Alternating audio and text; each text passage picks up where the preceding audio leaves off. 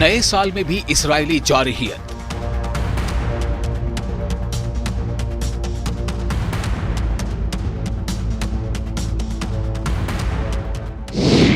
गजा पट्टी पर इस्राएल की बमबारी।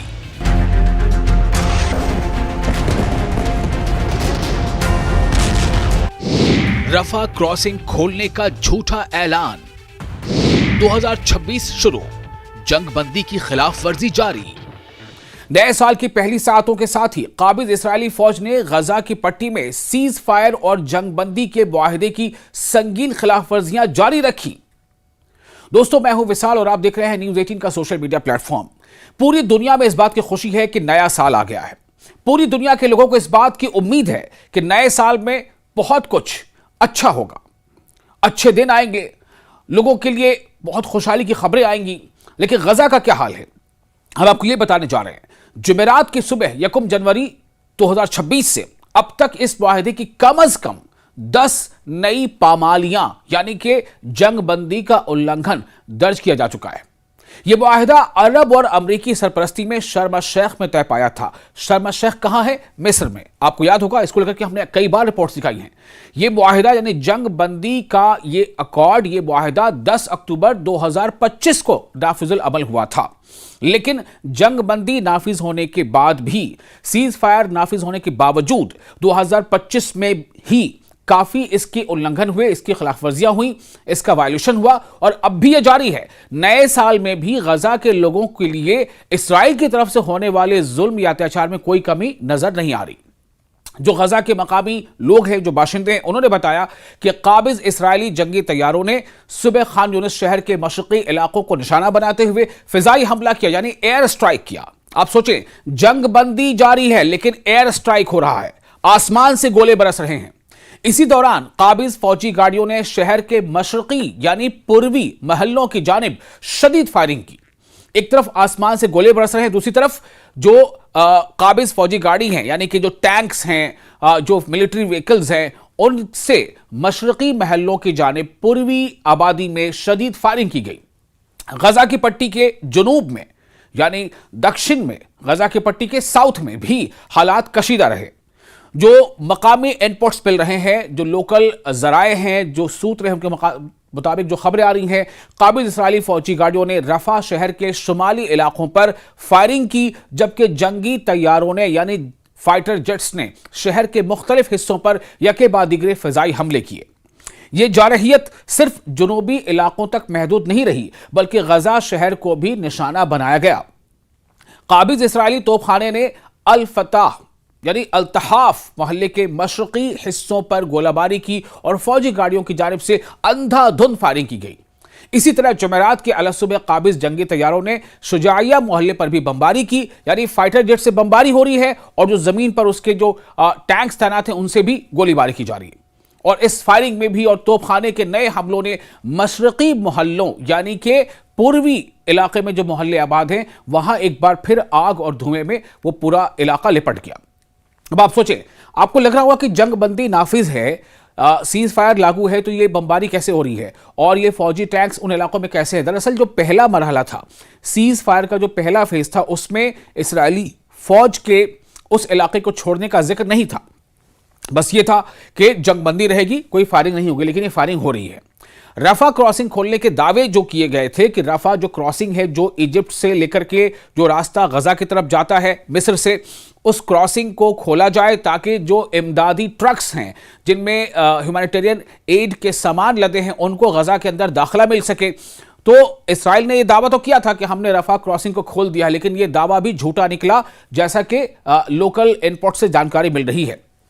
इन जमीनी और फजाई खिलाफ वर्जियों के बरक्स, इसके ठीक उलट, काबिज इस्राएली ज़राए अबलाग, जो इस्राएली जो मीडिया है उसमें ऐसे दावे गर्दिश कर रहे हैं, ऐसे दावे किए जा रहे हैं कि रफा क्रॉसिंग खोलने की तैयारियां की जा रही हैं। इन दावों की बुनियाद एक मुबैना यानी एलिजिडली मुआहदे को बनाया जा रहा है, जो काबिज इस्राएली वजीर आजम बिन्यामिन नेतन्याहू और अमेरिकी सदर डोनाल्ड ट्रंप के दरमियान तय बताया जाता है।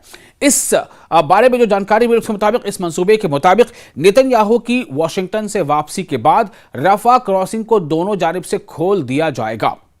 लेकिन अभी तक ऐसा कुछ हुआ नहीं है। दोनों जानिब से रफा क्रॉसिंग खोला नहीं गया है।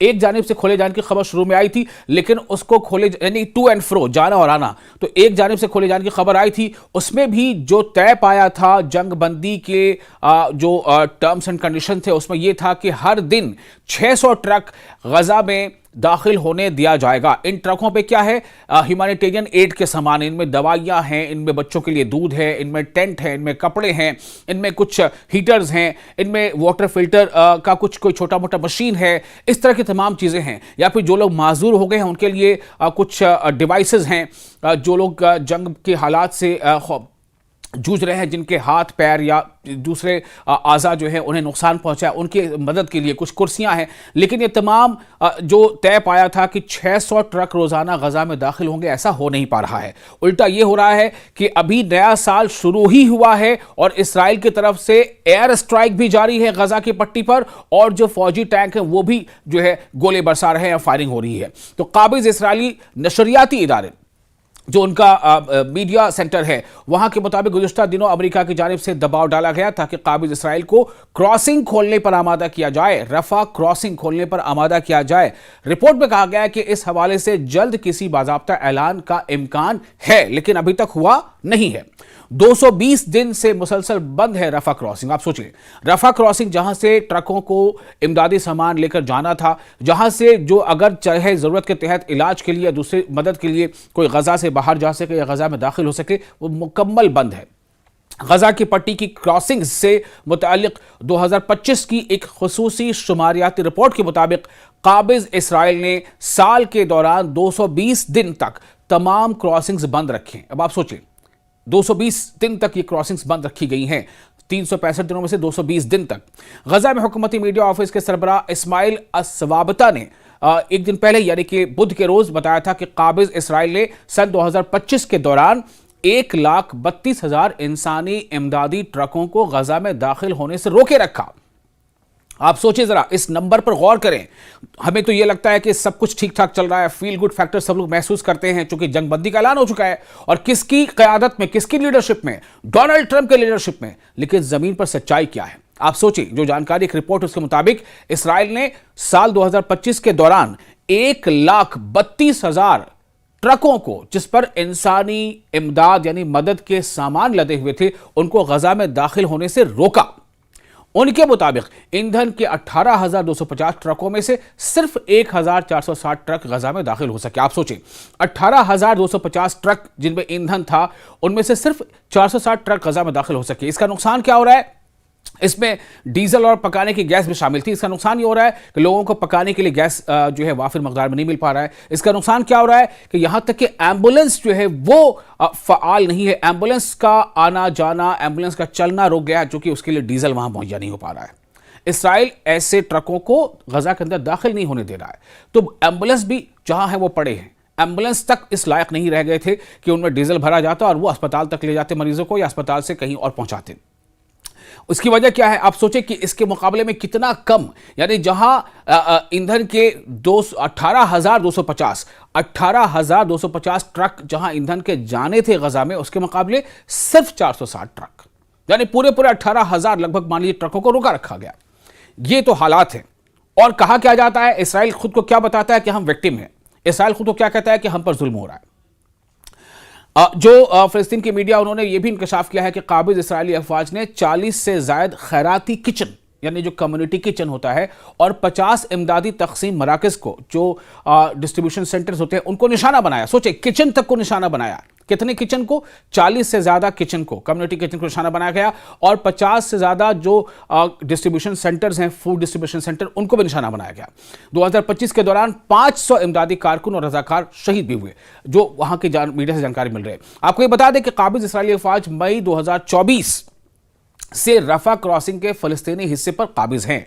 रफा क्रॉसिंग जो है, जहां से इसराइल से माफ कीजिएगा, मिस्र से लेकर के गजा तक का जो आने जाने का रास्ता है, गजा के लोगों के लिए दुनिया के बाहर यानी दुनिया के दूसरे हिस्से में जाने का एक बड़ा जो रास्ता, वो रफा क्रॉसिंग है। तो उस पर सन 2024 से रफा क्रॉसिंग के फलस्तीनी हिस्से पर कौन काबिज है? इसराइल काबिज है। इसराइल ने कब्जा जमा रखा है।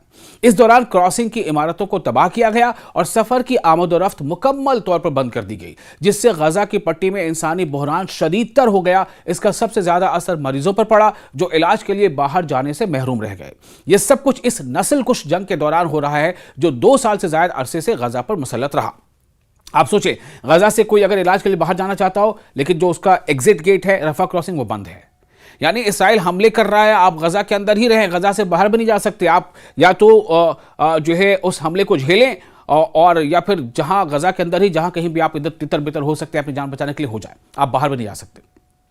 इसी तनाजुर में गजा में फिलिस्तीनी वजारत सेहत ने बुध के रोज ऐलान किया कि सीज फायर के निफाज के बाद से अब तक काबिज इसराइली फायरिंग, बमबारी और हमलों के नतीजे में 415 शहरी शहीद और 1152 जख्मी हो चुके हैं। यह कब से है? यह सीज फायर लागू होने के बाद की बात है, यानी 11 अक्टूबर 2025 से जो सीज फायर लागू है, उसके बावजूद इसराइली हमलों में जो जंगबंदी की खिलाफ वर्जी, जंगबंदी के उल्लंघन करते हुए हमले किए जा रहे हैं, उसमें 415 से ज़्यादा लोग जो है वो मारे गए हैं गजा में और 1150 से ज़्यादा लोग जख्मी हो चुके हैं। तो ये रिपोर्ट आपको कैसी लगी? आप अपने तासुरात हमें कमेंट्स बॉक्स में शेयर कर सकते हैं। हम आपको गजा की, फ़लस्तीन के और मशरिक़ वस्ता के अलग अलग जो डेवलपमेंट्स उसके बारे में लगातार वीडियो इसी तरह से हम आपके सामने लाते रहेंगे।